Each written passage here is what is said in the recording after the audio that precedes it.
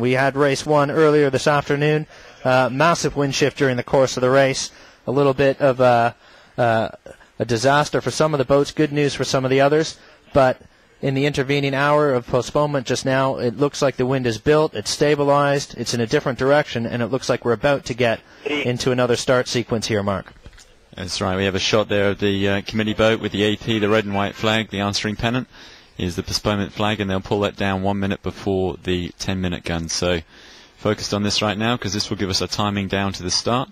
See the timekeepers, communications department, the whole race management right there in picture. So I think we're not long from this now. Canute will probably count us down to this AP dropping, I think. Are you there, Canute? So the AP is down in 10 seconds, guys. 2, 1. So that's us 11 minutes from the start of race 2 here in Galway. Canute, from down water level, what are the conditions like? What can we expect to see this afternoon?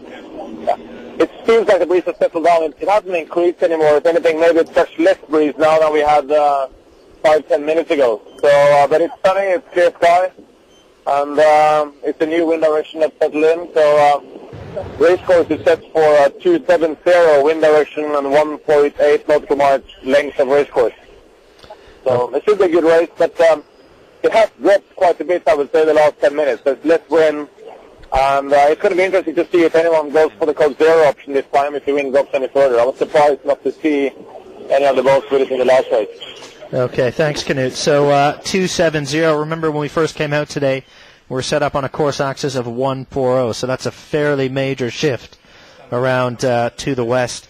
But a west wind, we're just coming up to the 10-minute gun now. It's gone, and we are into our 10-minute sequence. So 10 minutes to the start of race 2. Our second race of the day here. Now, in the first race, Mark, Telefonica Blue, they didn't lead all the way around, but they just about did, and they certainly built a big lead in the second half of the race. That's right. I think once these guys get their bows in front, they're in these conditions, in these light air conditions, they are almost impossible to catch, and certainly they did a fantastic job on that first run. They took themselves all the way out to the left-hand corner looking upwind before they put the jibe in, skimmed that corner of the gate, and actually laid down in one jibe to the finish of that lap and to the bottom mark gate. From there they were really untouchable. So fantastic result, but really what we're expected to see now these days from Telefonica Blue in these conditions. Yeah, 3 import races in a row. If you go back to Boston as well, they won the 2 races out there. They've won the first one here, and they'll be looking to see if they can sweep the day again. But funny, Iker Martinez in the press conference yesterday saying everyone's touting the big battle between themselves and Puma, just 1.5 points separating them on the overall leaderboard. But he said, look, when I look at the import race, I think the fight's amongst ourselves. It's just hard enough getting around that race course, get the spinnaker up and down, go around all the marks correctly, and if you can find yourself on the podium in any individual race, that's a bonus. But they've certainly done plenty of that, and there's a great shot on board there, the guys on Telefonica Blue. Iker Martinez steering, and Bauer Becking standing at the back there, whispering in his ear, calling tactics. That's right. I think that's Bauer with the 1 on the back of his coat there, just turned around on the left of the picture. Bauer Becking doing a fantastic job offshore as skipper. These guys have had a pretty roller coaster ride through this regatta so far. They've certainly had some, the serious downs were really they're hitting the rock inching down, starting late. They had damage on the first night out from leg 1, but they've also had some truly fantastic performances offshore, and there's some great finishes, but nothing has really matched their inshore performance. And if they put another one away this afternoon, they're going to be top dogs whatever happens in Stockholm. Well, Canute, it does look like from on board with Telefonica Blue there, they're obviously not sailing upwind. They've got the sails eased out, but it does look a little bit lighter maybe than what we would have seen 15 or 20 minutes ago. Yeah, I'm here. The breeze it's pretty steady, I would say. They have about 10 knots, 10, 11 knots of breeze, fully powered up with the General. So it's still looking good. I'm just here having with the Ericsson 4, and they're just rounding us, and at least doing 12-30 knots of boat speed there. Yeah, we can see Telefonica Black on the image there, the bowman just walking back from the bow as they crossed through the start line. And what all that was about was just pinging the position of the committee boat into the computer. So the bowman stands on the bow to tell the guy at the back of the boat with the computer, usually the navigator, exactly when the bow is on the line. So they get that locked in with the GPS position into the computer systems, and it gives them some timing for the run up to the line in the final seconds. And of course, as we are on board with Telefonica Black, they had a great performance as well. Second place finish in race 1 today, and they opened the Volvo Ocean Race in Alicante 1-2, the two Telefonica boats, blue and black, in the import race before the proper offshore racing started. And since then, Telefonica Black has struggled a little bit on the inshore races, but they certainly back with a vengeance today. They were first at the top mark and able to hold on to second place the rest of the way around for a 1-2 Telefonica finish, which was a nice run for those guys. And on board now with Puma, third place in this morning's race, or the first race of the day, and not a bad result for Kenny Reid and crew. No, that's right. It's a good start for these guys. They've got to keep that gap down to Telefonica Blue. The problem that they've got really is that in this light air, they're struggling on boat speed against Telefonica Blue, so they can't really take them on and match them. I don't think there's really much chance of any kind of match race developing here. Certainly wouldn't be in Telefonica Blue's interest, because really if they can take another win, they can put boats between them and Puma. And it's not really in Puma's interest, because they probably won't come off best in these conditions anyway. So I think both boats content just to get the best result they can in the fleet. Well, Canute, we've just had the 5-minute gun. We're still proceeding along in our sequence here. Anything you see out there that makes you think one side of the start line or the course might be favored as we approach the start? Well, it's difficult to say, really, Peter. I mean, it's pretty solid breeze looking up the race course. And I don't think we will see the same change as we saw in the last race, where you really had a new weather system rolling in. And I think it was what Axel Magdal predicted. It was the front coming through, because you have this big change in wind direction after it's passed. And that's really done now. So it looks pretty clear and nice. And if anything, I think the breeze should go lighter during the race. But well, on this wind direction, people are expecting locally for the wind to go to the right. And there's the 5 minutes. So now there's 5 minutes left to the start. The other thing that's slightly different here is this course orientation now into a westerly breeze means that they're going with the tide, so there will be tidal differences across the course. There'll be less inshore and more offshore. We're also coming up to a change, I think, at around 3:30 in half an hour, so although it's going slack at the moment, it will probably be going slack and turning against them first inshore in the next hour. So initially the advantage tidally may well be offshore on this first leg upwind headed to the west. Well, on board there with Ericsson 3, and the guys on Ericsson 3, they came home with a 5th place finish in the first race this afternoon. Sort of a middle-of-the-road result for these guys. They are still really looking to improve their inshore performance. They seem to have everything sorted out offshore. They struggled a little bit on this leg into Galway, but that was more the result of a collision with something underwater that damaged some of the fairing on their keel, made them a little bit slower for the last half of the leg. But certainly up until then, skipper Magnus Olsen seemed to have whipped the guys into shape and was doing a nice job offshore. Got a nice helicopter shot there, Green Dragon tucking under Telefonica and Ericsson, and still a little bit of time left to go to the start. They won't be lining themselves up yet, Mark. No, that's right. We've got most of the fleet down at the pin end at the moment, just gathering around the pin. They'll probably do one more run up towards the committee boat and then set up on starboard, come back in towards this line on starboard tack. It'd be interesting to see if we could see Green Dragon go for this port tack start again. It would be, I think, the third on the trot if they do. I think they did it in the last race in Boston.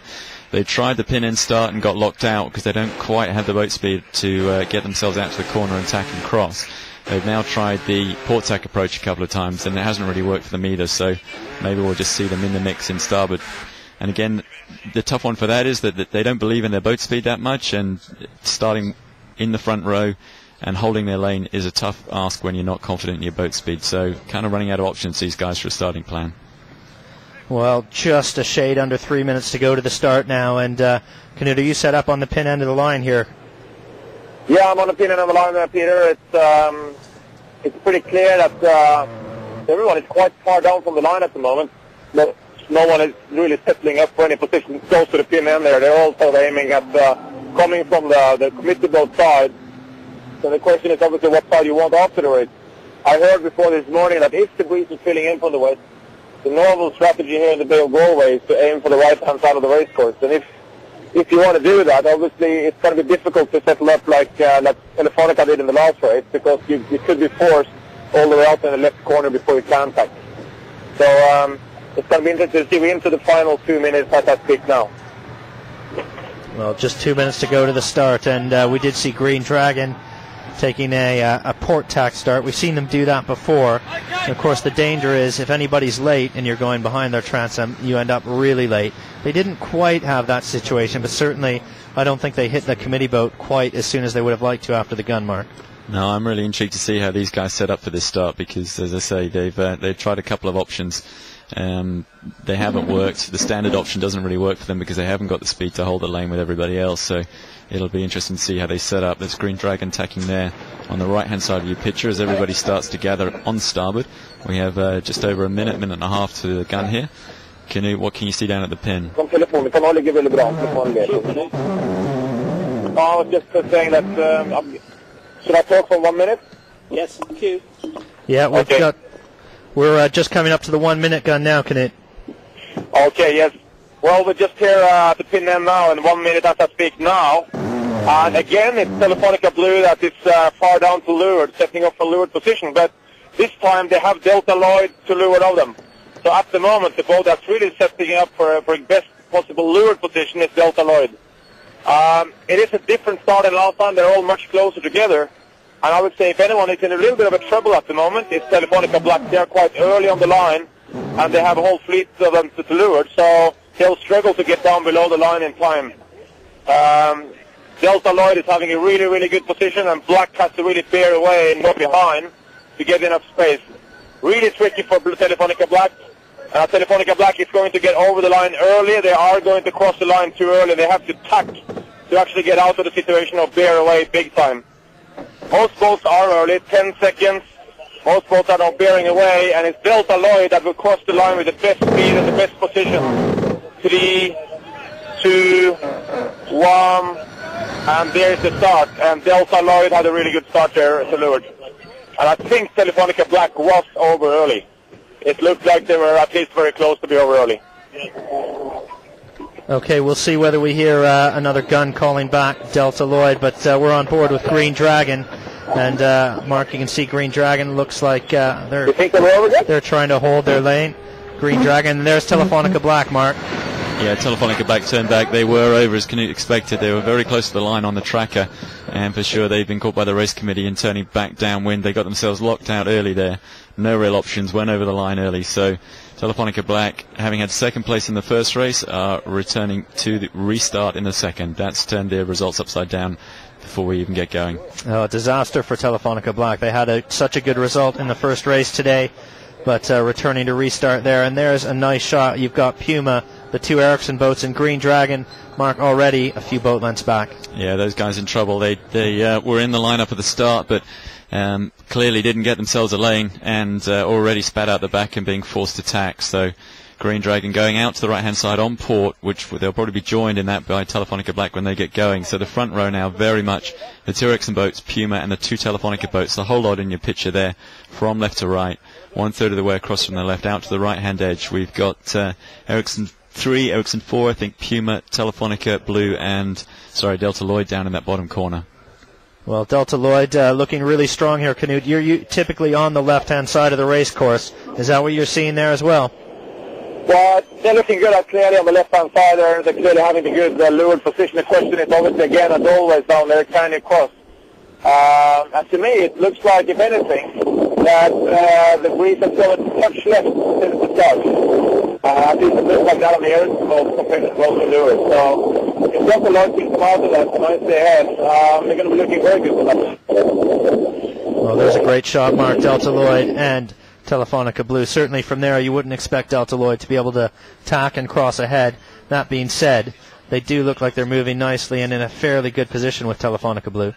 That's right, but it's all about this ley line for this corner here. If Telefonica Blue decide to go to the ley line, the fact that they're a little bit further behind probably will force Delta Lloyd over the ley line. So if Bauer-Becking wants to wait, he can keep these guys out. But you can see just on the right of the picture there, that's Bauer-Becking looking over his shoulder to the group to windward of him, which is Puma, Ericsson 3 and Ericsson 4, and he's in exactly the same situation as Delta Lloyd in that he can't tack either. He's got more space to the group to windward, so he's got more options. In a certain sense, he can tack and duck. He's got room to do that, but he won't want to take the duck unless he absolutely has to, because it commits him to probably a 4th or 5th place. But I think what we're seeing on the tracker there is that Ericsson 4 and Ericsson 3 have just tanked away. So now we have Puma controlling that group, and the future of Telefonica Blue and Delta Lloyd on this left-hand side of the course. Doesn't look good for Green Dragon or Telefonica Black right now over on the right. They've got some poor angles and look like they're in some pretty light pressure. Knut, I'm not sure if you're too far to the left of the course, but it really looked like Puma did a nice job on Ericsson 4 there, maybe being able to just squeeze up and bouncing them off, forcing them to tack out to the right-hand side. I think I agree with you there, Peter. I think what Puma did there was both being able to squeeze up, but also the fact it seems to me, looking at the angles the guys are feeling, that we did have a left-hand shift after the race started, and that left-hand shift would obviously help Puma doing what they did. But now, I think that it's all changed back again. Looking at Telefonica Blue and Delta Lloyd is not looking as good as they did, and they have a more right-hand shift than they had when they started. So it's all about timing of the shifts again, and I always say in these kind of conditions, watch out for Mr. Corbin Grove, because he knows, at least at win, he picks up the right shifts on a regular basis. Okay, well, we'll just do a quick run through the fleet again from left to right. Furthest to the left, Delta Lloyd and Telefonica Blue. They're getting near the ley line for that mid-course gate. Then we've got Puma and Telefonica Black. All those boats on starboard tack. Telefonica Black, of course, needing to restart after starting early. Also on starboard tack, coming back towards the middle, is Green Dragon. And then we've got the two Ericsson boats now the furthest out to the right of the racetrack. And we've got Ericsson 4 just inside of Ericsson 3 there, Mark.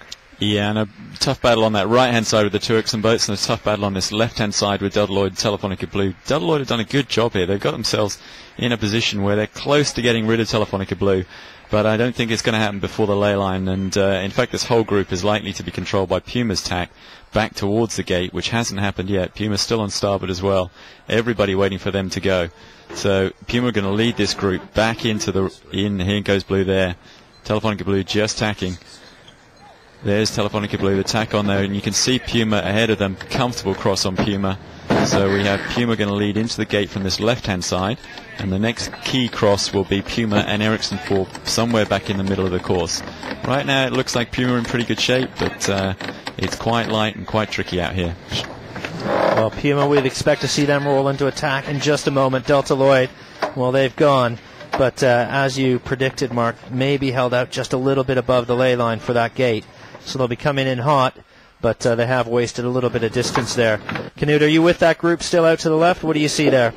Yeah, I'm with that group. I'm definitely just behind the Green Dragon. I think you guys got the picture pretty right there, and Puma obviously is coming back, but they're coming back on a horrible angle. Right now we are in a right-hand shift sequence, which means that the boat that's really sailing on the right tack at the moment is Green Dragon, while Puma is really low on port. And I think that this is not shift all over the race course. You can just different wind directions on different parts, because Ericsson 4 hasn't got the right hand shift anymore. But as Puma are sailing into the gate, they're all tacking now, they're all lining up for it. But it's going to be interesting to see how quick Puma is going to tack after the gate. Yeah, I think this is the key question now. We just had a shot of Rob Greenhall there on Puma, wondering about his options. He can carry on to Ericsson 4's line, but there's not much point in doing that unless he can cross and tack ahead or get to the right-hand side of them. So will he want to get back onto this right-hand shift and go out to the left? That's the question. You can see Rob there with his hand on the boom. I think he's calling for the early tack. He's decided to get back onto that right-hand shift on Puma. They're going to tack ahead and to leeward of Ericsson 4 coming in from the right-hand side of your picture. So first through the gate is Puma Ocean Racing. Nice job there by the guys on board Puma as they look like they're preparing for attack. But they are first through the gate. Ericsson 4 just underneath them. Might even come into view to the right of your screen there if you're seeing these pictures. But Puma first through, and it looks like the race course, I mean, there's plenty of oscillations, but the course looks fairly square. So wind direction is still holding more or less 270, plus or minus with these little oscillations, but it seems like a fairly good and square course so far. And what would you say, maybe 8 to 10 knots out there right now? I think even more, Peter. I mean, just as we speak, the breeze has picked up, and I think it's closer to the 10, 11 knots at the moment. So there's more breeze as we move up the race course, and the Puma is hanging on to their position pretty nicely, and right after I speak, Telefonica Blue has to cut away, and they were actually hurt by Puma and the position Puma had. So Puma's doing a good job at the moment, which is also fine that there is more pressure, because we know when the wind is up, Puma is always really competitive in this import races. Yeah, it was interesting that as we were on board with Puma there, it looked like they were going to attack. The way that Rob was looking was behind him at Telefonica Blue, and I think it's all about Telefonica Blue.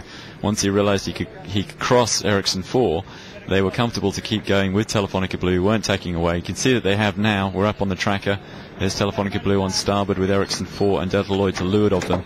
Puma crossing the fleet on that tack in pretty good shape.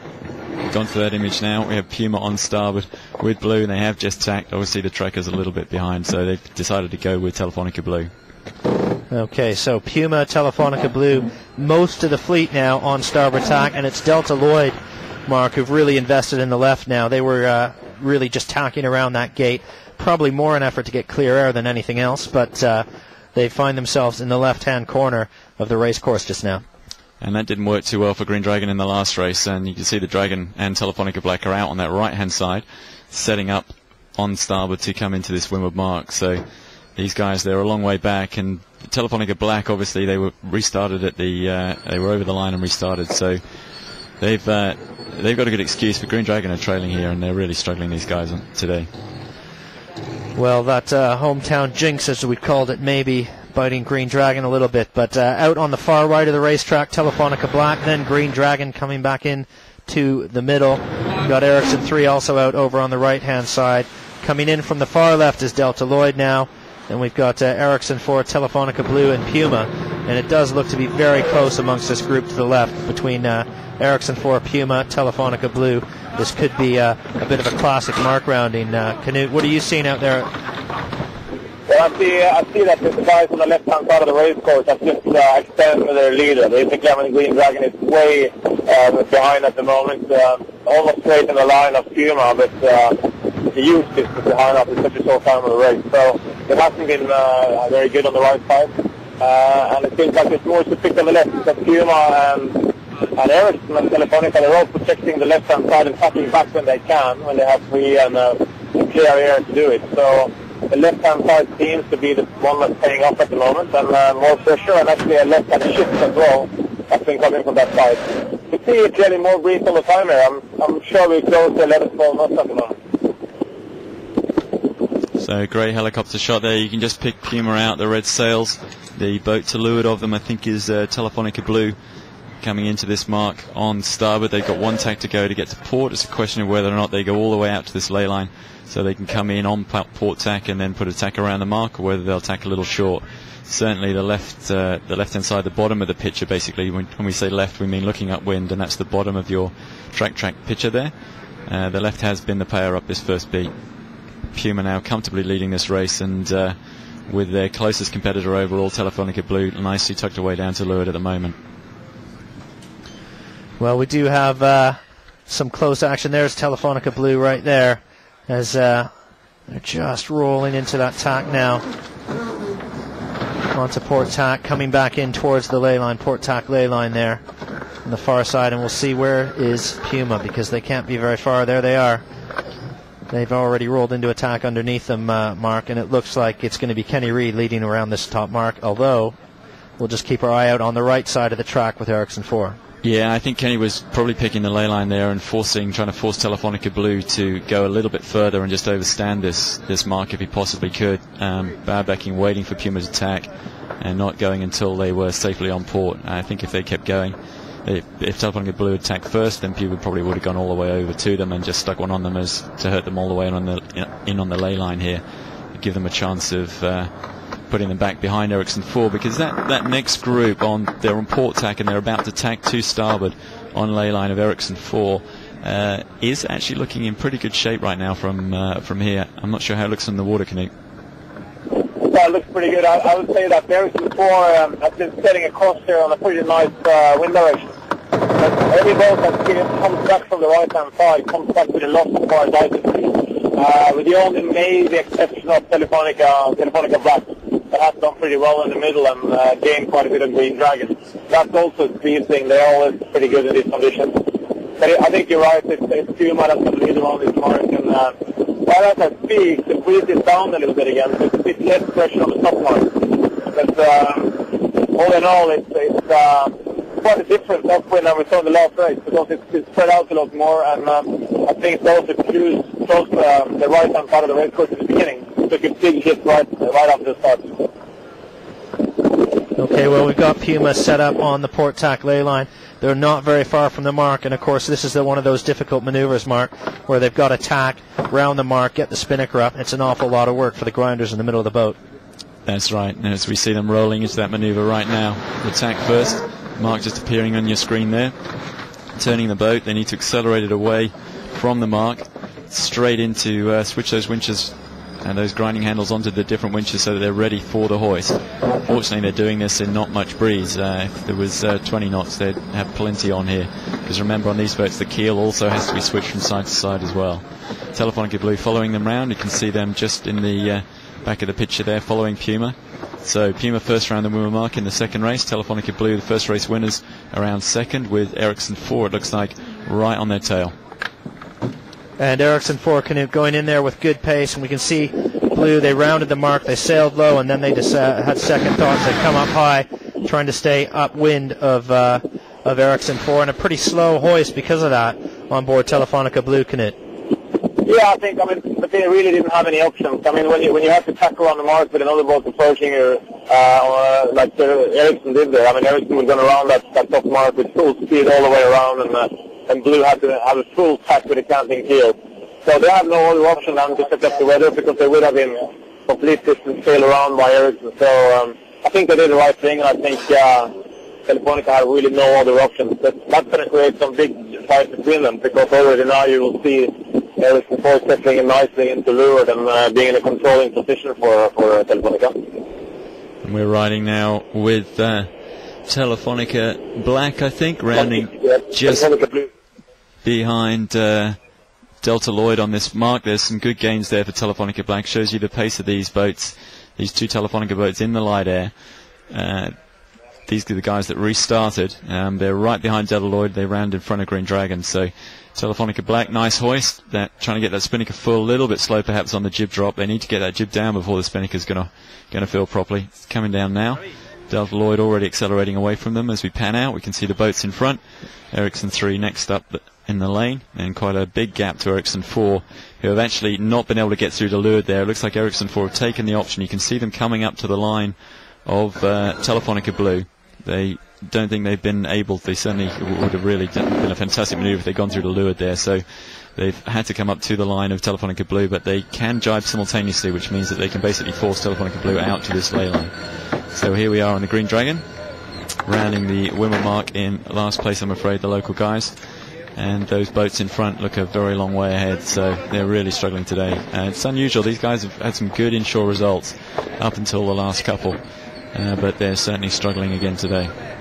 Well, a tough day all around for Green Dragon right now, but around that top mark, it is Puma, Telefonica Blue, Ericsson 4, Ericsson 3, Delta Lloyd, Telefonica Black getting back into it after starting early, and then Green Dragon just around now, and as you were saying, Mark, a long way back from Telefonica Black, unfortunately for the local lads. And we're just starting to see Canute, the first boats, go into their jibe and head back towards the middle of the race course.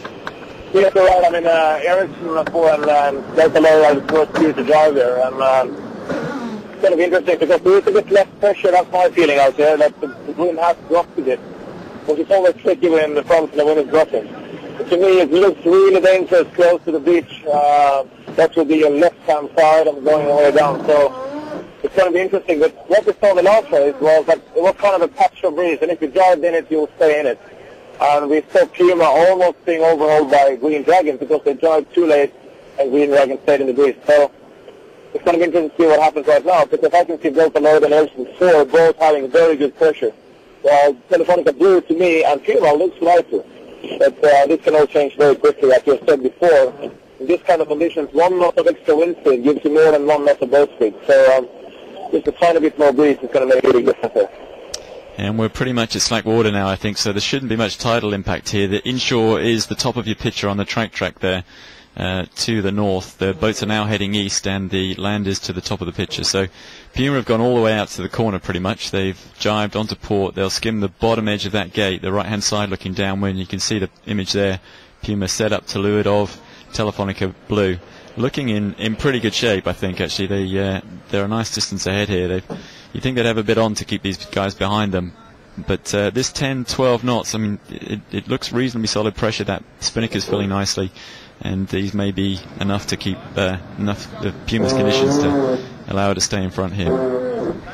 Well, several of the boats having jibe now, and if you're looking up the course, well, the furthest to the right is Delta Lloyd. They were the first to go. Then Ericsson 4, Telefonica Blue, and Puma.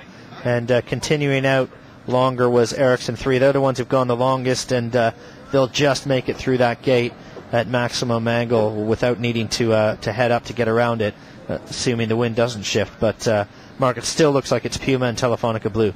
It does certainly at the moment. Puma leading down towards that gate with Telefonica Blue just on their hip, as we say there, up to windward and slightly behind. Puma will be pretty comfortable here. Kenny Reed and Rob Greenhouses, I think, is doing tactics for that boat today. They will be pretty happy about this setup right now. So we can see behind them there we've got Ericsson 3, and I think that's Telefonica Black or Green Dragon just jiving. Yeah, it looks like it might be the Dragon rolling into a jibe. The shot we've got there is Puma leading the way down. Knut, where are you on the race course, and what are you seeing amongst the boats that are right around you? Well, I'm actually sort of right in the middle of the fleet, so I have Telefonica Blue and Puma straight ahead of me, and then Delta Lloyd and E4 up the weather, and Black and Ericsson 3 to leeward. So I think it's all about pressure. You can see them, all the boats are sitting in different angles and courses every now and then, depending on the pressure they have. But I think you're absolutely right that Puma is looking very sharp and in a good position here. And Blue has been struggling to sort of work it down, and that's quite unusual, because normally we've always seen Telefonica being able to stay lower than the other boats in this kind of condition. So right now they seem to match and know really better than Puma. And what I think is interesting is to see what Delta Lloyd did, because Delta Lloyd was the first one to dive, and will be ending up as the boat furthest to the left looking down the race course, closer to the beach. And I said it before, and I'll say it again, I think it looks like it's left breeze closer to the land than further offshore. So I'll be surprised if Ericsson 4 or Delta Lloyd make any gains on what they did there. No, looking at the tracker at the moment, Knut, we can see that Delta Lloyd has a slightly worse angle. She's sailing a little closer to the wind. You see her angle's pointing a little bit more towards the top of the page there on the tracker than Puma and Telefonica Blue down to leeward of her towards the bottom of the track viewer. So that indicates a little bit less pressure closer to the land, closer to the top of the page, as Knut just suggested. Well, and I think one of the interesting things this afternoon, Knut, considering how shifty it was and what a big shift we've had, this race course still looks very square to us right now on the tracker. There's certainly been some oscillations and some changes in pressure around it, but in terms of being square on 270, it looks pretty good still. Yeah, maybe it looks pretty good, but I still think that the breeze has gone right since the start. I don't have any wind instruments on the boat right now, but looking at the course they're doing downwind here, they certainly have a much longer port jibe now than they have a starboard jibe. So it points towards a general trend of going right. That's still looking very close to the beach. It's kind of interesting to see if Lloyd actually is going. I'm suspecting that Telefonica Black and Ericsson 3 could be doing a nice job on Delta Lloyd and actually pass them, because as I see from here, there is less wind closer to the beach, and I'm surprised to see Corbin Grail actually hitting that corner, because you must be looking at the guys down to leeward, and as far as I can see, Telefonica Black and Ericsson 3 is having more pressure. Difficulty for them now as they've got themselves out to that corner, and they can only get out of it by putting a couple of extra jibes in, so they are kind of committed. And these boats in light air, you sort of pick your corner quite early, and the penalties of an extra jibe or two to swap sides is pretty heavy. We're on board with Telefonica Black now, and these are the guys that are out on this offshore side of the course, close to the bottom of the page on the track viewer. They're to the south, they're offshore, and we think there's a little bit better pressure this side, and these guys will be looking around to see if they've made a gain on the group that are closer inshore towards the top of the track viewer, Delta Lloyd and Ericsson 4. And as we are through the gate and approaching that leeward gate, we're through the mid-course gate now, but it does look like Puma in a very strong position still. Puma and Telefonica Blue, the class of the fleet right now, and it'll be interesting to see what happens when Ericsson 4 jives back for the middle of the race course, and are they competitive with Tele Blue or not. But certainly doesn't look like there's an awful lot in it from the tracker, Mark. No, I'd still rather be on Puma than Ericsson 4, though, that's for sure. And I think the next interesting thing is to see what Telefonica Blue do here as they come into the gate downwind, because I think the favoured side would be to go to the left-hand side looking upwind, so that's the bottom of the track viewer page, and going around that right-hand mark looking downwind, so that's the lower mark on the track viewer. If you go around that mark and head out this left-hand side towards the bottom of the page there that we can see on starboard tack, that's almost certainly the favoured side of the course. But Telefonica Blue is sufficiently close to Puma that might be quite uncomfortable in terms of clear air. So will she take the other side, which might be disadvantaged, or just suck it up in the bad air? That's the question for Bauer Becking right now, and he needs to find an answer pretty soon because they need to set up for this drop quite soon. Okay, Knut? Yeah, just an information here from the race committee. So there is a course change to 280. That's pretty much what I thought, that the breeze has actually gone right. So after they're going to round the bottom mark now, they're going to settle up for a new upwind mark, which is further to the right, that the wind has shifted right. And you would think that with Torben Grell and Ericsson 4 and Delta Lloyd up to weather, that they would benefit from it. But I still think they have this massive problem that there is less wind closer to the beach. And they have nowhere to go at the moment, because if they drive where they're right now, they're coming out in a really bad angle with a less breeze. And they kind of keep on going into what could be an even worse position. So I think one of the big winners from this downwind will be Telefonica Black and Ericsson 3. But we will see when we get closer to the bottom mark. Yeah, I think this is going to let Puma and Telefonica Blue get away here in first and second, and it's going to bring Ericsson 4 and Delta Lloyd right back close to Telefonica Black and Ericsson 3 and really mix up this middle pack. So with Telefonica Black already holding a second, it gives them a chance of getting back in the game here for a podium position overall. So we're riling with Ericsson here. Looks like they're about to jibe, so here's the moment. Ericsson 4 jibing back in, creating the cross with these boats in the middle of the racecourse. Telefonica Black and her sister ship Ericsson 3, and that's the cross we're all interested in. A great jibe there by the crew of Ericsson 4, nothing less than what you would expect from these guys. They've sailed 35,000, 34,000 miles around the world now, and if they can't make a good jibe at this point, there's not much hope for them. A great work again by Ericsson 4 there. And they're coming up to this cross now. Mark, what do you see? Now on the tracker, it looks like they're still in pretty good shape with Telefonica Black, certainly. We're going to see as we pan out here on the helicopter shot, somewhere to the right there is Telefonica Blue. Yep, you see them there jibing on the bow of Ericsson 4.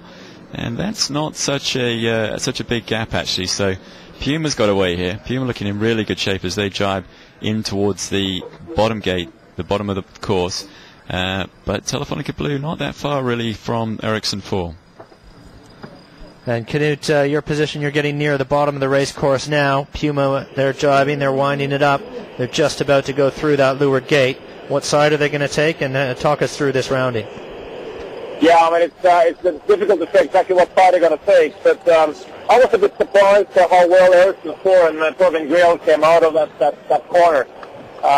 So there must have been a little shift there in the end that gave him some extra pressure, but the interesting thing now is it's almost like all of them dived too late. They're all quite at hot angles getting down to the gate there, and they could have dived actually earlier. I think Puma having to take their chute quite early, and I would say that Telefonica as well dives really too late. And Puma is definitely going for what will be the left mark looking up the course, and I think Telefonica Blue is going to do the same thing. And whether Ericsson is going to go for something else, I don't think so, because they're still keeping their chute on and not really going for an early drop. So Puma is definitely going around the left mark looking upwind, and they believe then in the left side of the race course. And the breeze that just filled in now was actually sort of must have been a left-hand shift looking up the hill. So either they will continue on that breeze or they will pack early. But the wind is in total more to the right than it was on the first heat. Because the whole race course has been shifted 10 degrees to the right, as we have to remember. The only advantage for Telefonica Blue of having lost a little bit on that run now is that they can go around this mark behind Puma and get clear air as they go up on this beat. We've seen that Ericsson 4 sufficiently close that they've had to take the other mark. We saw them rounding the right-hand mark looking upwind in about the same time as Telefonica Blue, in fact. I think that mark, the wind shift made that mark a little bit closer as well. The key thing now is which is the best side of the course on this second beat. On the first beat was for sure it was this left-hand side that Puma and Telefonica Blue are headed towards. Left-hand side looking upwind, the bottom of the page on the tracker. On this second beat, it's an open question. We've got Torben Grail, who's done a very nice job downwind, going out the other way, the overall leader. So we'll see. We're with Ericsson 3 right now as they come in also to this left-hand mark looking upwind, about to round it on starboard and follow Telefonica Blue. And these guys are currently in 4th place. Telefonica Black right on their tail, with Delta Lloyd following in 6th. Okay, so top 4 are around now. Puma, Telefonica Blue, Ericsson 4, and Ericsson 3. And we're just seeing Telefonica Black. They're going to go around, head out on starboard tack to the left side of the race course, and behind them will be Delta Lloyd. So a good run for Telefonica Black. They made a pass. No other changes among the top 4, Mark. No, that's right. These guys were over the line at the start, so they're right back in the game here. It's a fantastic performance. They're obviously on a charge today, these guys. Luis Duresti in the picture there on the left-hand side, the Spanish Olympic superstar, and doing a fantastic job with the tactics after that early start to recover their position. They've got clear air. Well, they may have a little bit of a... You can't see a problem with the boat in front there, but so they look like they've got clear air to go out this way at the moment. So they're in pretty good shape. Yeah, you can see on the tracker there, Ericsson 3 sufficiently far in front not to be a problem for Telefonica Black.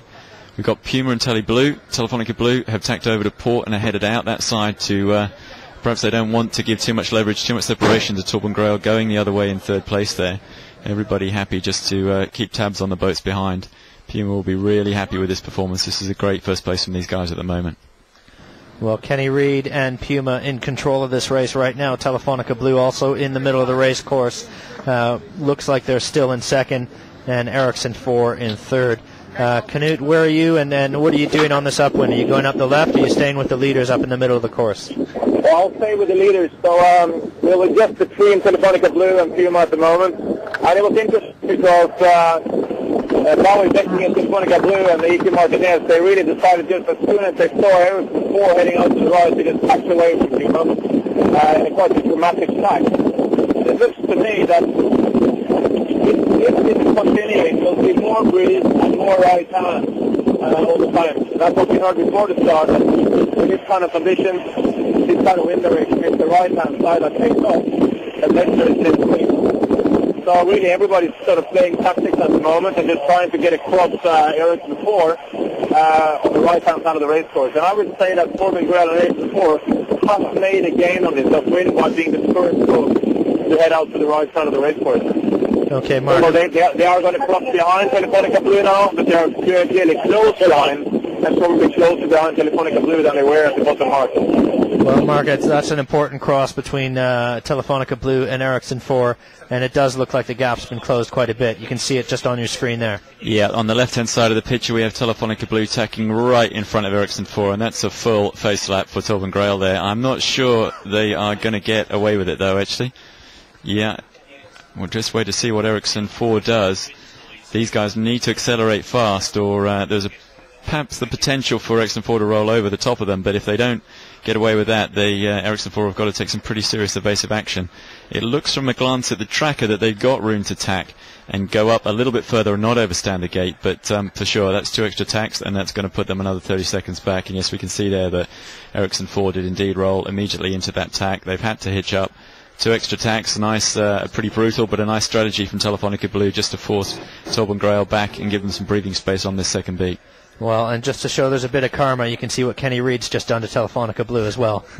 Yeah, just showing up on the tracker. We can't see the image yet, but Puma have also just hit Telefonica Blue in exactly the same fashion. Bauer Becking now having to tack out to the right-hand side to follow Ericsson 4. What goes around comes around. Bauer Becking.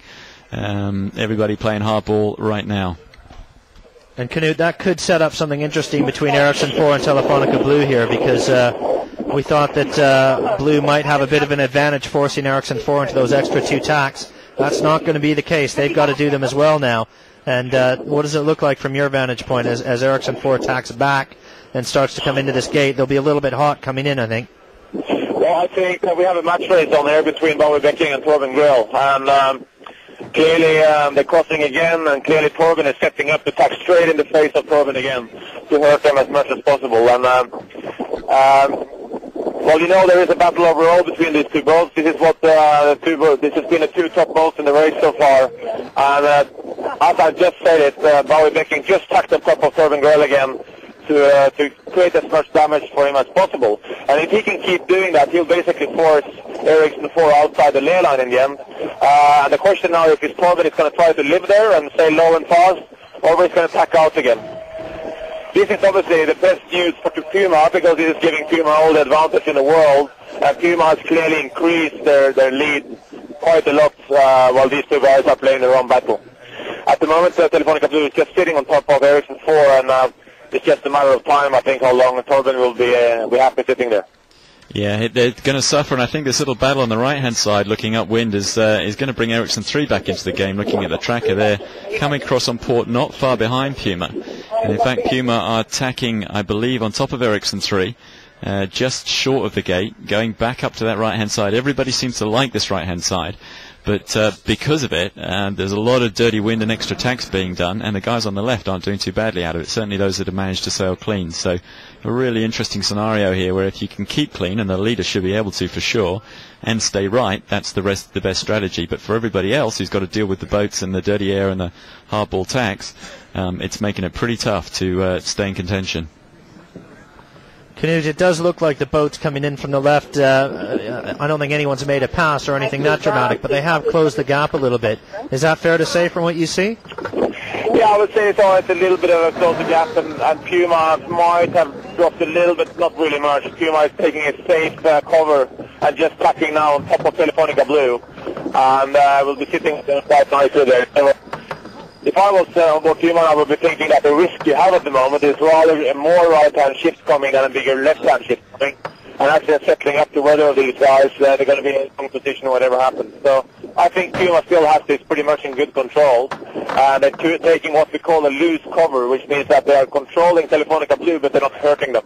So the interesting crossing I can see in front of us now is Telefonica Black, who are certainly closer to Ericsson 3, and they're coming across some port towards Ericsson 4.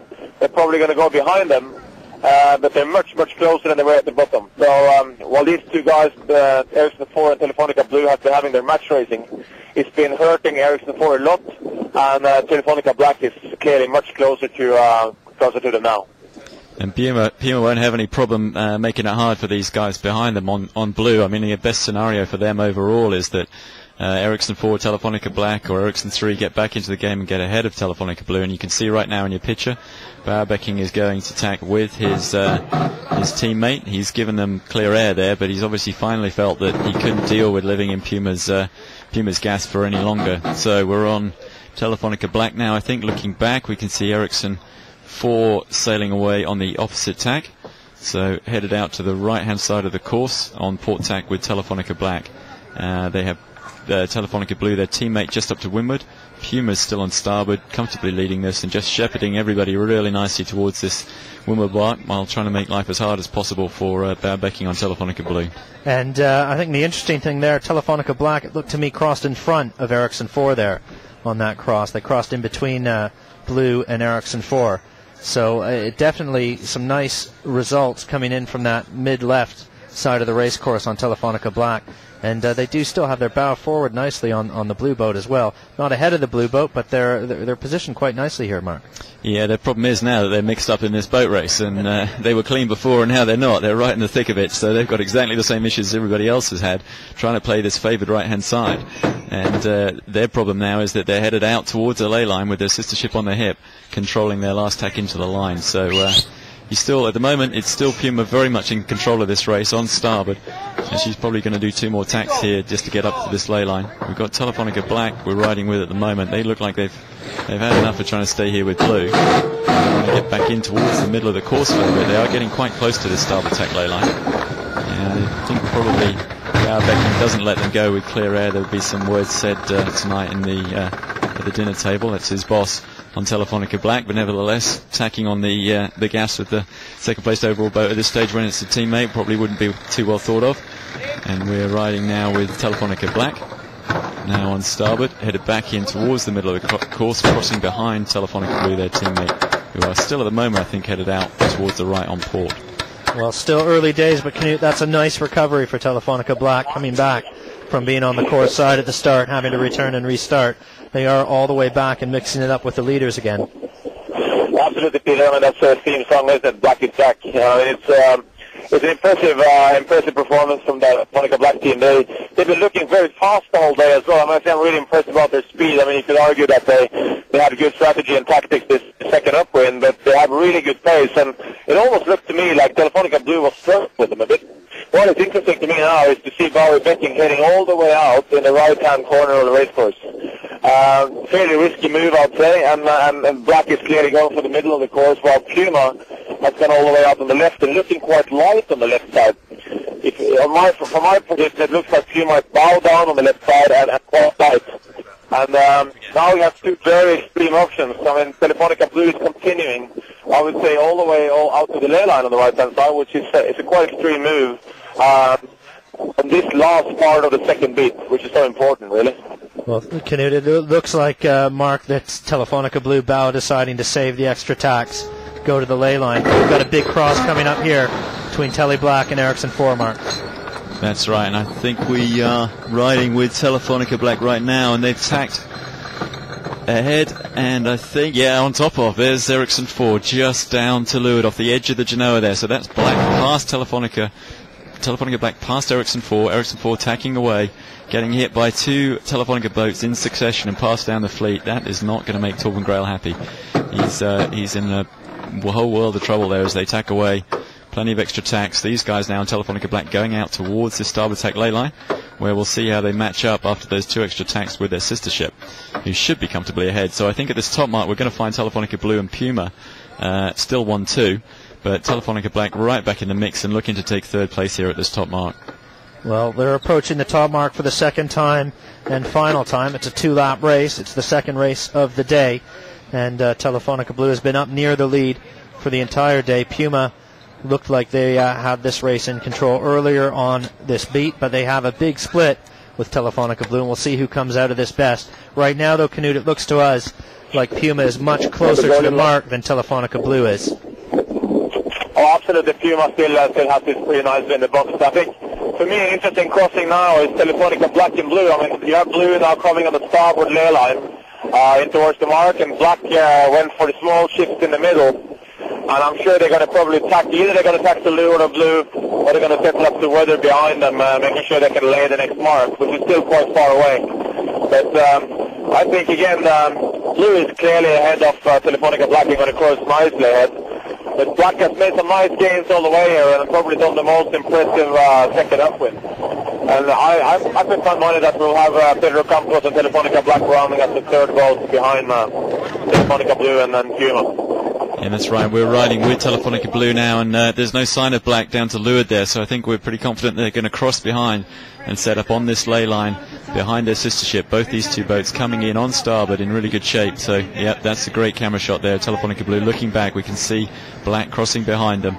Fantastic work there. So Puma going to round comfortably in front with Blue, and then Black tacking on her line, and the next really tough cross is going to be coming up here where we have Ericsson 3 now and Ericsson 4 coming in from this left-hand side on port, and up against Black coming in from the right-hand side on starboard. But Puma in great shape. As we pan out there on the helicopter shot, we're going to see Puma in the mark just in front of her, I think, as it pans round. And Ericsson 3 coming in looking pretty damn fine from the left-hand side of this course. Yeah, when you see that Ericsson boat coming in, Knut, that's not 4, that's Ericsson 3 coming in from the left. Yeah, I mean, I can see both of them, and it's quite impressive. I mean, both of them Ericsson 3 has done a fantastic upwind, and they are actually past Telefonica Black, and they're going to be pretty close to Blue there. Very impressive upwind by the Nordic team, and my old friends from my time around there.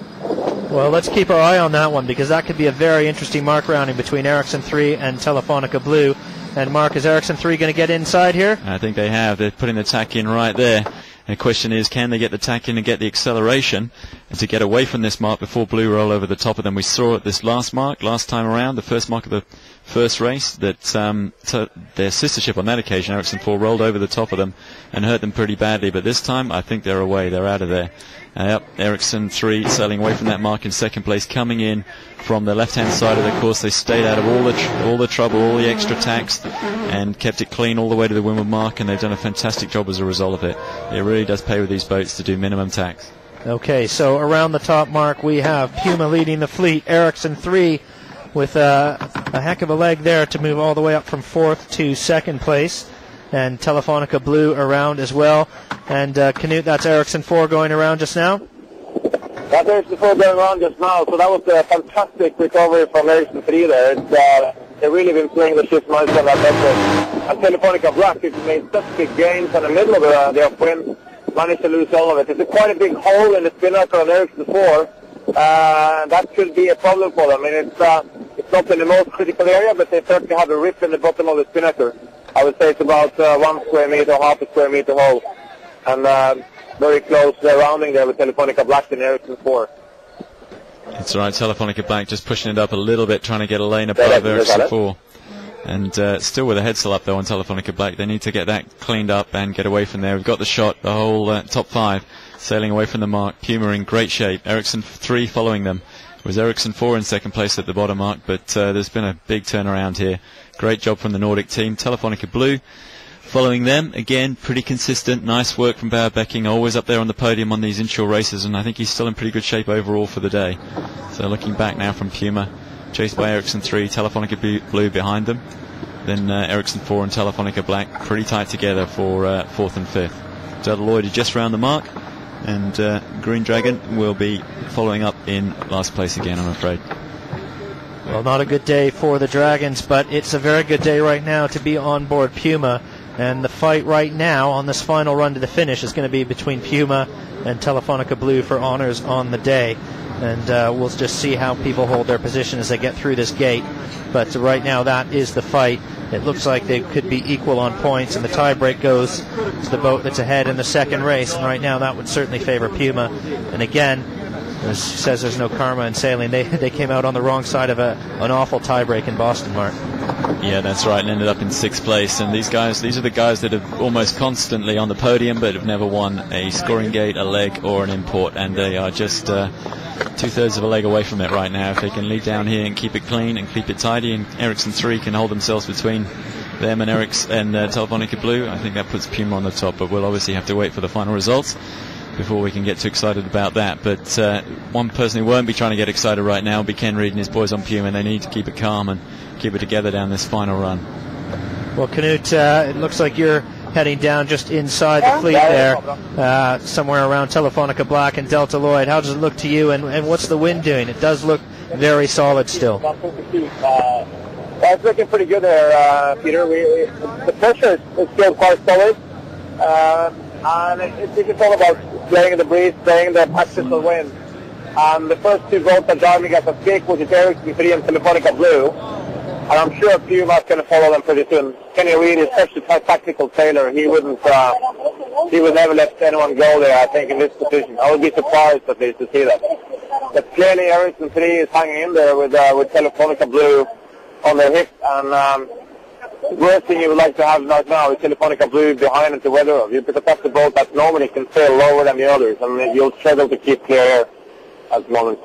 Well, it looks like a really nice drive there by the guys on Ericsson 3, Mark. The young Nordic crew, they might be feeling the pressure, but it's not getting to them. They executed that flawlessly. Yeah, it was a great job, and Magnus could be right. They could have solved all their problems inshore if they get the second place here today. Puma leading out this way now. They're committed to a certain amount of separation to ensure they get clear air, and they'll be coming in right at the bottom of this gate, the offshore southern side of this gate. You can see it on the tracker. If you have the tracker up on the internet, then they'll be skimming that left-hand corner as you look upwind. See Puma getting right out towards the ley line now on the tracker. I think these boys will be jiving pretty soon, but a certain amount of separation has now opened up with them and the 2 boats that are chasing them. I think Ken Reid will be hoping that Ericsson 3 and Telefonica Blue are very absorbed in their own battle, and he'll have an opportunity to sail clean down to the finish. So trying not to get involved in this battle for 2nd and 3rd and just let these guys worry about their own problems. And we'll have to see if that also opens up an opportunity here for some of the guys behind. But Puma certainly looking clean, and they must be about to roll into a jibe, Knut, to make the ley line for this gate. Sorry, can you say again, Peter? I missed the last That's I was just saying Puma must be just rolling into their jibe now to go through the gate, and they're still looking like they're in good position here. Puma has finished their jibe there, and to me they look like they are definitely in good position.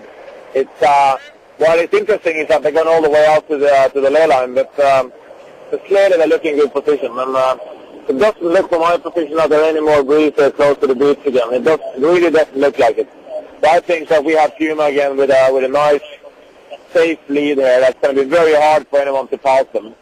The interesting battle we have on is between Telefonica Black and Ericsson 4. And that's a really close battle, and again also with Telefonica Blue and Ericsson 3. So we know that the Telefonica boat, if the wind goes light, have an edge in these conditions, and they're always very fast and able to stay low when the breeze is dropping. So that's going to be a tough battle both for Tobin Grill and for the Nordic. And the wind, again, does seem fairly solid, still around that 9-10 knot range, Knut? Yeah, absolutely. I think we still have the same pressure, and that's going to sit here all the way into the finish where it is. Not going to change much, but as I see that Telefonica Black is making gains on the Ericsson 4 here all the time. And those two boats are probably the closest battle we have at the moment. While Ericsson 3 and Telefonica Blue has a bit more separation, but this is all giving Puma a nice space around them to really work as well as possible down to the finish, and they're looking very strong and very solid at lead now. Well, they're approaching the gate now, Mark. There's not much in it at the gate between Puma, Telefonica Blue, Ericsson 3, but the finish line is closer to the side that Puma's on.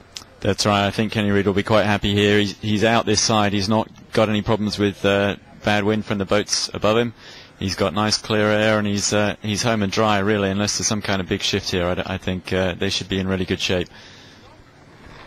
Okay, and up at the other side of the gate, Telefonica Blue, Ericsson 3, very close in terms of going through that gate. But again, Ericsson 3 just inside a little bit right now, and looking like they're in a strong position here with the tactical position with Telefonica Blue. But crew work is going to be under pressure if they only do one more jibe to the finish line. There's a lot riding on that jibe. Yeah, we've got the two Telefonica boats. Both are going to be jibing to starboard and coming at their paired up Ericsson boats. So we've got definitely Telefonica versus Ericsson and this final jibe here, and it's going to be all about the crew work, how they come out of this jibe onto starboard with rights, pointing at the boat on that's still doing port, and whether or not they can get that jibe in ahead in a comfortable position to keep the Telefonica Blue, the Telefonica boats back. And I think what we're seeing on the tracker actually is that Ericsson 4 may have jibed away from Telefonica Black a little earlier. So that's going to set up a slightly interesting situation. It might have been if they've decided basically on their boat to put an extra jibe in and get out to this right hand side looking downwind, the bottom of the page on the tracker on Ericsson 4, which is pretty interesting. Knut, the one thing that we're seeing, we're on board with Telefonica Blue, and the camera facing the bow of the boat it's starting to look a little dark in the sky again. A lot of clouds rolling, and we know what happened last time in the first race. Are you seeing anything like that out on the water, or is the wind still holding up pretty nicely? Well, I'm just actually with Telefonica Black here, and it was an interesting move. Torben, he drove away from Telefonica Black and Tuny Bermudez, and Pedro Campos, and he drove all the way out to follow in the line of Puma, which was surprising to me, because to do that, he almost has to sail 90 degrees off the course to the finish line, which is really painful and expensive. And if the breeze shifts anything back, that's going to be a huge loss for him. So he's sort of let Telefonica Black go there, and now Telefonica Blue is driving, and that's going to be interesting to see how they come out of that position out there, because I agree with you, it's getting more overcast, and I would be scared getting too close to the beach on that side where Telefonica Blue and Ericsson 3 is. I really would be. It's looking like Telefonica Blue comfortably behind Ericsson 3 there, who I'm sure will jibe just ahead and to leeward of them, putting themselves between Bauerbeking and the finish line, hold on to that second place. So both these two boats now leading back across towards Telefonica Black, which will be the first cross. I think it looks like on the tracker that Puma is still comfortably in the lead here, but this cross with Telefonica Black might be quite a tight one. It just depends a little bit on the pressure and the angle as these two boats come out of this jibe and get themselves moving. And looking at the tracker there now, they're actually up and on their angles. It's looking reasonably comfortable for Ericsson 3. Certainly Telefonica Blue and Telefonica Black might be quite tight. And as Knut said, that jibe away for Ericsson 4 there from Telefonica Black in the middle of the course to go down to the bottom here. Looks to have been quite expensive, but perhaps she was getting overrun by Telefonica Black and in bad air. But right now it looks like Ericsson 4 is going to be pushed back to the back of this group that's coming in for a pretty tight finish at the end of this second race. Well, it has been a heck of a race, the second one. The first race, we had a good first half, and then things blew up a little bit when the wind went a little bit flaky on us, but Telefonica Blue ran away with that one. It might not be enough for them, though, to go on to a third consecutive import race day win right now. Puma is leading the fleet home. As it's set up right now, they would end up equal on points with Telefonica Blue, and the blue boat would lose on the tiebreak. So this could be a big moment for Puma, as Mark said earlier. Always the bridesmaids. Today might be their lucky day. They might just come out on top here. Yeah, they're looking very comfortable there, setting up for a final jibe into the line ahead of that group of 2 boats. That's Ericsson 3 and Telefonica Blue on starboard, Puma on port just crossing in front of them. And really no danger to Puma here. They're not far from the line. They've just got to put this final jibe in cleanly, and it'll be time for the wedding bells, I think, is to use that metaphor again for Puma and his boys. And you can see Ericsson 3 and Telefonica Blue comfortably behind there as these guys put that final jibe in. Big guys working on the handles there. Shannon Falcone on the right hand side came on as a rotation for the inshores, has ended up doing several offshore legs as well, as these guys have pushed different crew through this boat. There's the jibe, nice work, spinnaker full, boat accelerating, headed for the finish. Nothing really much can stop these guys now from getting this win. Behind them, however, there's plenty to play for. Indeed, as we've got Telefonica Black across with Telefonica Blue there, but Knut, it looks like a blue boat, nothing to worry about from their sister ship. No, I don't think so. I mean, the Black is clearly looking very good on Ericsson 4, and also another boat that's done really well on this downwind is Delta Lloyd. They're much closer to Ericsson 4 than they ever were before. But to me, it looks like Telefonica Black is going to make a great one here and actually drive and cross ahead of Ericsson 4. And with Ericsson 3 finishing second, this is a bit of an upset and different score that we used to see on this lighter import races. So I guess you guys have the mathematics in front of you and the scoring for this day, but I think we will see some nice placing combinations giving us a surprising overall score. Yeah, the smoke is pouring out of the computers as the spreadsheets get working on this one, Canute, as they try to work out the provisional results. Of course, we'll get the final results from the race office shortly after the finish, but yeah, it's going to be pretty tight as we've turned the first race upside down to a certain extent here. The winners, and that's a shot of Puma going through the line there, so that is a confirmed first place for Puma in the second race. Fantastic result for Ken Reid there. We're absolutely delighted with that. In panning back now, we are finding ourselves, I think, on Ericsson 3, who are in their final jibe back towards the line, still with Telefonica Blue just on their tail. These guys are Martin Crichton, the bowman, just walking up the left-hand side of the boat there, looking pretty cool about it all. I think these guys feel they're pretty comfortable for second place. Telefonica Blue have jibed to windward of them and will follow them in third, I think, not far between Ericsson 3 and the finish line. Telefonica Blue again closing it down, and that's the aerial shot. Nice shot there. Ericsson 3 coming into the line. Telefonica Blue a comfortable distance behind them, but equally a comfortable distance in front of their sister ship, Telefonica Black, who have just crossed in front of Ericsson 4 and look like they're in a pretty safe fourth place. So, yeah, we can hear the cheering there on Ericsson 3. So that's the second place for Ericsson 3. Great result for these guys. Come good in the last 2 import races. They've had a much better second race than the first race. And Telefonica Blue will follow them across. They've just crossed in front of their sister ship. So Telefonica Blue coming in to take a third to go with their first place in the first race. And Ericsson 3, I think, Mark, as we've done the preliminary math on it, they're going to be looking over their shoulders to see what happens between Ericsson 4 and Telefonica Black. That could determine whether 3 is maybe able to just get up onto the podium as well or not, or whether it'll be Telefonica Black. But we'll bring you the overall results in just a minute. But the results in this race so far across the line, we've got Puma in first place, Ericsson 3 in second, and Telefonica Blue in third. Yeah, I think we can confirm that any second now. That's some cheering there. I think that's from the black boat. Yeah, we can confirm that Telefonica Black has finished in fourth. So I think that may be good news for Telefonica Black. They certainly look pretty happy about it. Let's go with their second in the first race. Ericsson 4 going to be finishing at the other end of the line any minute now. So this has been a bad day for Torpedo and the overall leaders. plenty of cheering there on the Telefonica black boat. Aerial shot now of them just crossing the line in good shape. So that's a 4th place finish for Telefonica Black. Indeed. And so provisional results, of course, Puma if this 1st place in race 2, and they goes with a 3rd place in race 1. Identical results to Telefonica Blue, but the tiebreak will favor Mostro this time. It didn't in Boston, it does here. This may be their first win in any of the stages of the Volvo Ocean race. Telefonica Blue equal on points, but in 2nd place overall. And in this race, Telefonica Black as well. Looks like they're going to fill out the podium, Mark. Yeah, and we can confirm that Ericsson 4 have finished 5th with Delta Lloyd just across the line there in 6th place. The Green Dragon coming in for a 2nd 7th of the day and last place overall. So it's a bad day for Green Dragon. All their supporters on the shore here are all still out on the beaches of Galway Bay watching the action. But the home team, once again, for the 3rd time on the trot, the home team's had a really bad day, and the hometown jinx, there's no doubt about it, it's operating with full strength now. So we go to Stockholm, Sweden, and there'll be 2 fearful Ericsson boats for the hometown jinx to strike there, I suspect.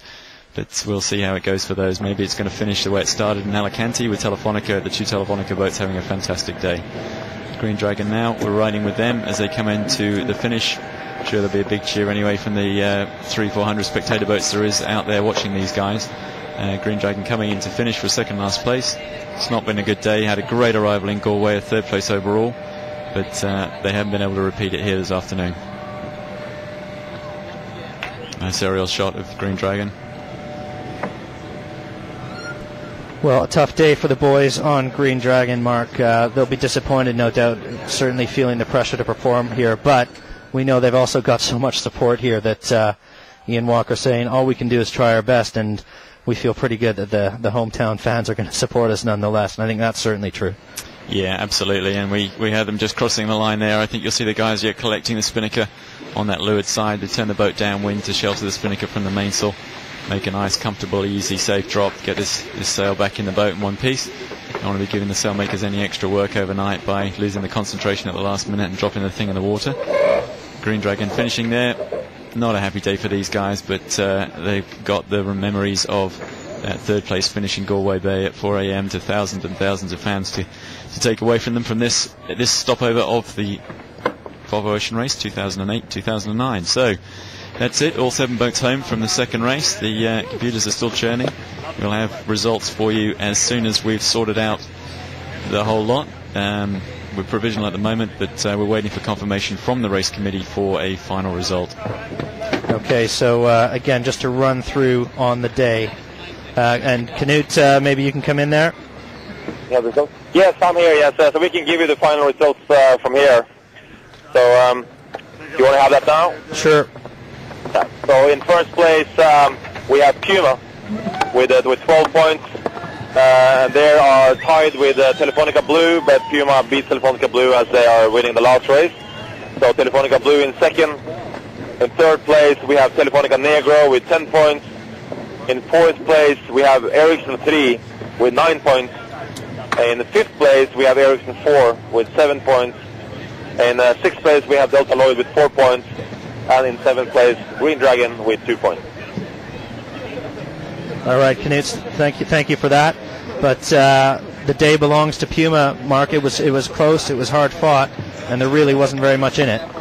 No, that's right, and I think the most important thing here is that these guys have finally got themselves a win on the board. They've been on the podium so many times. In fact, before Boston and for their own hometown regatta, they were on the podium in every single import, but it was a succession of 2nd and 3rd places and not a 1st, and they've finally broken that dug and got the 1st place. They've got the points on the board, the 4 points for a 1st place in an import race, and in their battle with Telefonica Blue for 2nd place overall, that is absolutely vital. It's a psychological thing as much as anything. They were just 30 seconds behind them on the scoring gate at Newfoundland. It was a desperate battle over the last 2 or 3 hours, and Puma just didn't quite have it with Telefonica Blue, and they came off 2nd best as they have so often in these one-on-ones for 1st place, but they've done it today, and they will be absolutely delighted. Well, it's turned out to be a spectacular day out here on the water of Galway, and we certainly expected it. The crowd supporting us here on Salt Hill, unbelievable, all the way up the coastline, really. And we know in the race village as well, we're thinking it's somewhere upwards of 50,000 people plied along the shorelines here. So really something to see. Outstanding day of racing, close racing. You couldn't really get much closer, and certainly nothing to choose amongst the teams at the top. Literally nothing. Has to go to a tiebreak, as it did in Boston. But we've got Puma leading Telefonica Blue and Telefonica Black, and Black's going to be happy to be on the podium again, Mark. That's been a while between drinks for them. That's right, it certainly has, and they are a great inshore boat. Very quick inshore. They had that 1-2 with their teammate Telefonica Blue back in Alicante, and they couldn't quite pull off the same result today, but they're back on the podium, and I'm sure they'll be delighted about that. And Knut, it's not just the crowds here, certainly plenty of boats out on the water with you. Yeah, it's a huge amount of boats, Peter. It's been a great day out there on the water. It was a bit light, obviously, compared to what we had yesterday, but as you said, we got 2 really good races going, and a very close racing, and I must congratulate Puma. It was well served to get their first win. They've been so close so many times in these import races and all the legs as well. So it's good to see another boat on the podium. So I saw the French multi-hull sailor Frank Camas was on board Puma today, the world record holder in cross the Atlantic. He's here to sniff at the Volvo, so great for him as well to get the experience of winning his first race on board a Volvo 70. Okay, well, our next action is, of course, the restart a week from now, as the boats are going to leave and go from Galway up to Sweden. It's a shorter leg, but it's going to be no doubt a closely contested one as they go through the English Channel and up further north. Not a lot of darkness where we're going, Mark. No, that's right. We're headed for the land of the midnight sun, and almost 24 hours of daylight by the time we get up there. It'll be the solstice. Got that right around? Yes, solstice in the summer, isn't it? It's the equinoxes in the spring and the autumn. So it'll be the solstice party in Sweden, and yep, it's going to be some fantastic racing up there and huge crowds and huge support, I'm sure. Okay, well, be sure to see all of our coverage of the import race and indeed the next leg, VolvoOceanRace.org. We're going to have photographs and all the stories from today, and you can join us for the restart in audio on VolvoOceanRace.org on Saturday week. But right now for VolvoOceanRace.tv, I'm Peter Rush for Knut Frostad and Mark Chisnell. Thanks for joining us. It's been a great day here in Galway, and we'll speak to you again a week from now.